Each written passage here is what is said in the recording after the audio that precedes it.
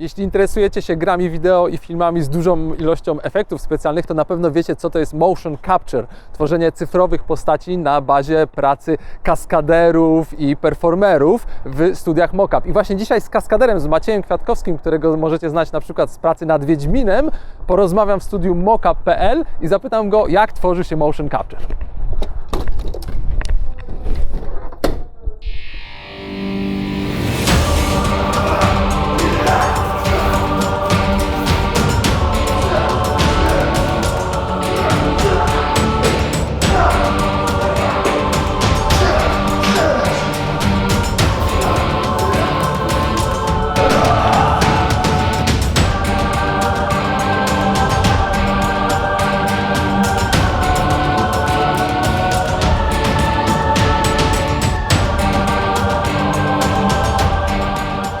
Jaki to był problem, jak jeszcze 5-6 lat temu na imprezie ktoś mnie pytał, czym się zajmujesz? Mówię, no motion capture. Co to jest? I teraz coraz muszę wytłumaczyć, jak działa motion capture. To stary, kiedyś jednej lasce tłumaczyłem, to ona później mówiła, a ty jakimś tam cyborgiem jesteś czy coś? Nie, nie próbuję, nie próbuję tłumaczyć. Nawet nie blisko, not even close. Ale w końcu zaczęły się pojawiać właśnie Golumy i tak dalej. Też to tak jak Golum był grany. No tak, bo to mega spopularyzowało tą wiedzę w ogóle o co chodzi. Nie? Ale teraz ludzie już kumają, wiesz? Bo pojawiły się na YouTubie filmiki z Cumberbachem na przykład, jak grał Smauga. I to już ludzie kumają, już sami mówię motion capture, a wiem o co chodzi. Okay. Także już się powoli ludzie edukują, ale kiedyś to był dramat. Kim jesteś, czym się zajmujesz i co tu się w ogóle dzieje? Jestem Maciej Kwiatkowski, jestem kaskaderem i performerem motion capture. Znajdujemy się w studiu mockup.pl. Nagrywamy tutaj te już rzeczone motion capture, czyli nagrywamy moje ruchy. Okej, to później rozumiem jest wykorzystywane w grach na przykład, tak? Ogólnie w animacji. W grach, w animacjach, wszelkiego rodzaju w filmach animowanych. A jak się ma jedno do drugiego, wiesz, praca kaskadera i praca nad czymś takim jak tutaj? Tak naprawdę kaskaderka jest tutaj bazą, bo wykonujemy, wiadomo, wszelkiego rodzaju choreografie walki, zadania ruchowe, upadki, czy bieganie, skakanie, ale nie jest to całość, bo też wszystko jest uzupełnione aktorstwem. No i właśnie stąd ten termin performance. To nie jest tylko czysta kaskaderka, ale całość tak naprawdę. I wygrywanie tego, i stylizowanie tego ruchu, bardzo szerokie pojęcie. No właśnie, bo to nie jest tak, że tylko wchodzicie, musicie zrobić ruch A, ruch B, ruch C, tylko te emocje, które widać na scenie, jak na siebie skaczecie z toporami, one rozumiem mają znaczenie, to się przenosi na efekt. Mają ogromne znaczenie, bo no to jest specyfika motion capture, ale w zasadzie tego performance'u, który my robimy, bo to nie jest full body performance, czyli nie łapiemy twarzy, nie gramy tej twarzą, to nie jest takie typowo filmowe podejście, gdzie w filmach masz węższe kadry z reguły i więcej grasz twarzą, jesteś w stanie i głosem przede wszystkim i te emocje jesteś w stanie inaczej przekazywać. W grze komputerowej masz, z reguły są to w samym gameplayu, postacie są z reguły mniejsze, ma to inną dynamikę niż film i po prostu w inny sposób te emocje trzeba przekazywać. Inna jest ekspresja. Te postacie mają też swoją, gry mają swoją inną troszeczkę niż filmy, mają swoją specyfikę, mają taki swój styl. Po prostu trzeba tchnąć w te postacie, bardzo silne emocje, bardzo często jest to przerysowane. No i zależy oczywiście od gry, od postaci, jaką się odgrywa tak naprawdę, bo mogą to być ruchy właśnie proste, bardzo takie odarte z emocji, ale jeżeli to pasuje do postaci, prawda? Jeżeli ta postać taka jest, jeżeli często gramy postacie nieludzkie, humanoidalne, ale nie ludzi, więc te ruchy wtedy stylizujemy, że one są mniej emocjonalne, ale jeżeli gramy, tak jak tutaj co widzieliście, sytuacje w walce, gdzie walczy się o życie, no to wiadomo, że tej ekspresji trzeba tam pompować więcej.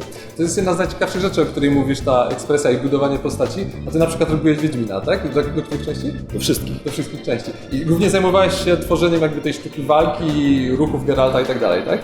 Od tego się zaczęło, to było nasze początkowe zadanie, bo od początku pracowaliśmy jako grupa oczywiście i pierwszym zadaniem było stworzenie systemu walki dla samego Wiedźmina, stylu wiedźmińskiego i nagrania całego systemu walki dla głównej postaci.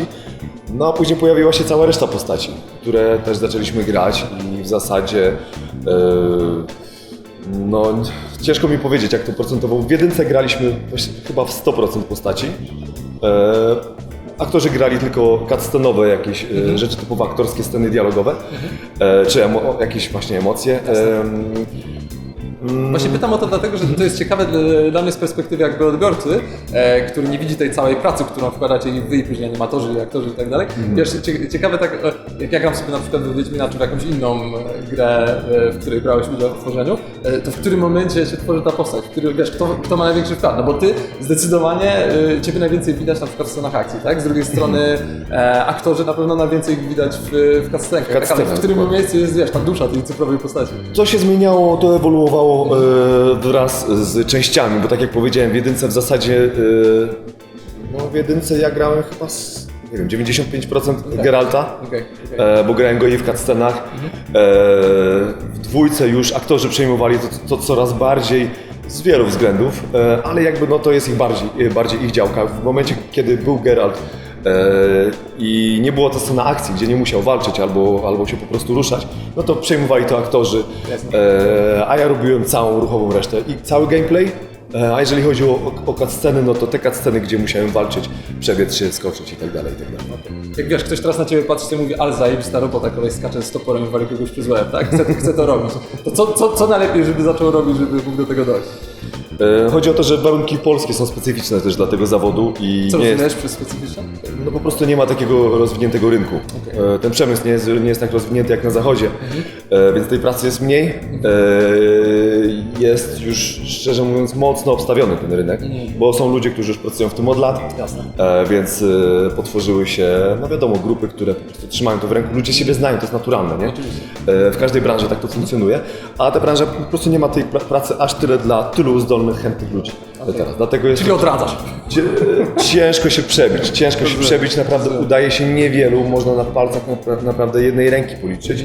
Moich kolegów, którym się udało przebić do grupy filmowej kaskaderskiej, do kaskaderów filmowych, bo my jakby też zaczynaliśmy od kaskaderki filmowej, a teraz weszło motion capture i jakby to stało się naszą główną działką, co nie znaczy, że nie robimy też w filmie.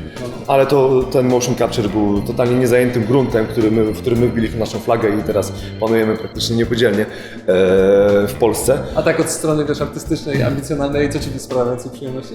Taka typowa kaskaderka? To też i w jednym i w drugim są rzeczy, w których się realizuję.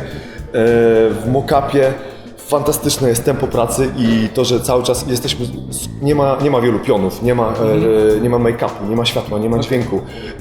Także jest tylko czysta nasza praca. My i reżyser. Jest non-stop trzaskanie animacji, co jest dla mnie fantastyczne, bo ja uwielbiam robić, pracować i ten performance. Fajne są z reguły tematyka gier, która jest z reguły walka mieczem, strzelanie w kosmosie, komandosi, elfy. Taka trochę zabawa. Totalna zabawa, tak, cały czas fan i z reguły rzeczy są przerysowane, bo to są rzeczy fantazy. Muszą być widowiskowe, spektakularne, także jest to bardzo, bardzo dla nas pole do popisu. Tutaj się totalnie realizujemy ruchowo i często są to rzeczy, zróbcie, żeby to było po prostu Matrix razy 10, nie? To ma po prostu fajerwerki, wodotryski mają tutaj być. Nie ma sprawy. Tak, także to pod tym kątem jest bardzo ciekawe, ale film daje ci jednak większe spełnienie takie, że jesteś 1 do 1 widoczny w tym filmie, prawda? Twój występ to jesteś ty w 100%, a jednak w motion capture to, co my robimy tutaj, to jest tylko materiał dla animatora później. I on nad tym pracuje, on może to pozmieniać. My nie mamy często na to wpływu, w jaki sposób on to będzie chciał wystylizować, co będzie chciał z tym zrobić i bardzo rzadko zdarza się, że ten twój performance jest 1 do 1 przełożony w końcowym materiale. A druga rzecz, że nie ma tam twojej twarzy po prostu, nie? To nie jesteś ty, nie wygląda to po coś tak jak ty, także to tworzy z nas, jak tak się śmieje, że celebrytów drugiej kategorii, że musisz się przedstawić, w czym grałeś. Ale i bohater, taki wiesz, za kotami. No właśnie, ale także nie jest to pełna satysfakcja, jaką daje występ w live action.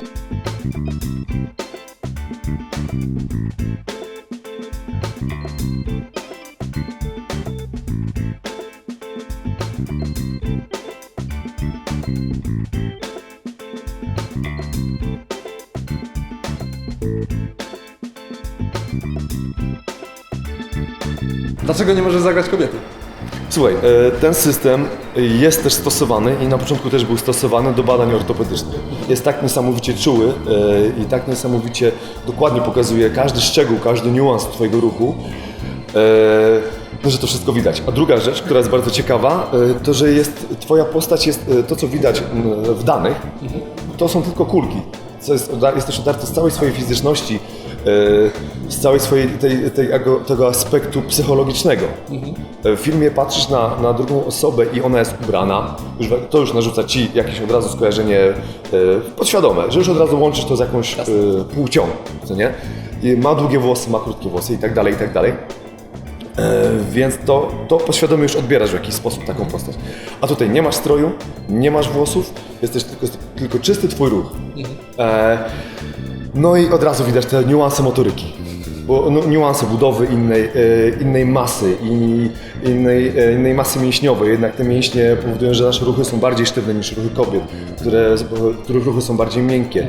Proporcje są zupełnie inne. To widać od razu. Nie widziałem nikogo, słyszałem legendę, to jest legenda, tego nie widziałem, że ktoś kiedyś, mężczyzna zagrał kiedyś dobrze ruch kobiety, bardzo prosty oczywiście, bo chody są na przykład najtrudniejsze. Chody mam tak specyficzne, że jak widzisz dwie postacie, nawet nie patrząc na nie, które idą obok siebie, to od razu jesteś w stanie dopasować na pierwszy rzut oka, kto jest kto. I wiele razy mieliśmy taką sytuację, że wchodziliśmy do firmy, na przykład idziemy sobie przez CD Projekt, idziemy sobie korytarzem, no i tam wiadomo, my znamy ludzi, część po imieniu, część po prostu z widzenia, witam. Spotykam kogoś, kogo nie znam, mówi, zaczepia mnie gościu, mówi, ty jesteś Maciek, a ty jesteś Sławek. No okej. Skąd wiesz? Poznaję wasz chód. Pracuję na waszym materiale godzinami, po prostu zobaczyłem was z daleka i od razu to widać. I taki jest fakt, naprawdę. Po chodzie chody są tak charakterystyczne, że od razu po prostu... Te kuleczki, prawda, powiedzą o wszystkim, że masz jedną nogę krótszą, drugą dłuższą, że kulejesz, to jest widoczne od razu. Możesz się nawet za dużo o sobie dowiedzieć. Dobra. Albo ktoś o tym. I właśnie, to jest też ciekawe, często ludzie znają dokładnie niuanse mojego ruchu niż ja je znam. Bo takie dokładnie obserwują, mówią mi, wiesz, robisz taką rzecz, jak robisz ten ruch, zmień to na przykład, nie? Bo chciałbym, żeby było inaczej. Mówię, kurde, nawet nie wiedziałem o tym, że mam taką tendencję, nie? Taką manierę. Ty słuchaj, to jak w ostatnim Mission Impossible, jak był jakiś durny system rozpoznawania właściciela konta przez jego chód, to może to nawet nie było takie głupie. No. Spokojnie. Easy. Czyli te kuleczki to jest trochę magia, ale z drugiej strony nie jest magia. Jak one działają? Co tu się dzieje? Co tu się wyprawia? Słuchaj, w dużym uproszczeniu, no to mam na sobie, wiadomo, ten czarny kostium, który jest z materiału, który nie reflektuje światła podczerwonego przede wszystkim, a z drugiej strony mogą się do niego łatwo przyczepiać te markery, które są na rzepie. To są kuleczki, które nie są żadnymi diodami, nie są żadnym przyrządem, to jest tylko kuleczka z gąbki, żeby była miękka, jest owinięta taką taśmą, bardzo mocno reflektującą światło. Tak jak na przykład znaki drogowe są, prawda? Jeżeli zrobiliśmy zdjęcie z flashem, to widać później na zdjęciu taki wielki rozbłysk. I to jest dokładnie taka taśma. Mam tych kulek w tym momencie w setupie swoim 52 albo 3, nie pamiętam, ale coś koło tego. Generalnie są one zamocowane na wszystkich stawach, po dwie i na kościach długich trzecia. Żeby było widać zdjęcia wszystkich. Tak. I ruch względem siebie tworzy całą chmurę tych kulek, które później soft łączy szkieletem. I naokoło tutaj całej przestrzeni, czyli tak zwanego volume, co tworzy naszą scenę, rozmieszczone są wszędzie naokoło 360 stopni system kamer. Te setupy też się różnią w zależności od, powiedzmy, zamożności studia. Od 16, 24, 32, największe studia mają i po 180 na przykład takich kamer. Dzięki zwiększeniu ich ilości można łapać większe detale, na przykład jeżeli masz face capture tak samo, czyli masz malutkie już kuleczki, których jest cała chmara i już to już wymaga dużej gęstości, dużej rozdzielczości kamer, żeby to wszystko złapać i to jest wtedy możliwe. Jednocześnie można zwiększyć dzięki temu volume, dzięki tej ilości kamer. I teraz taka kamera ma emiter podczerwieni. Światło jest emitowane, odbija się od kulki i kamera później zbiera po prostu położenie kulki w przestrzeni trójwymiarowej. Przesyła dane. W samym pomyśle dość prosta sprawa. Tylko po prostu, żeby to opracować tak, żeby precyzyjnie działało, to dokładnie. Dokładnie. Super. Dobra, spoko, fajnie. Dzięki bardzo. Dzięki.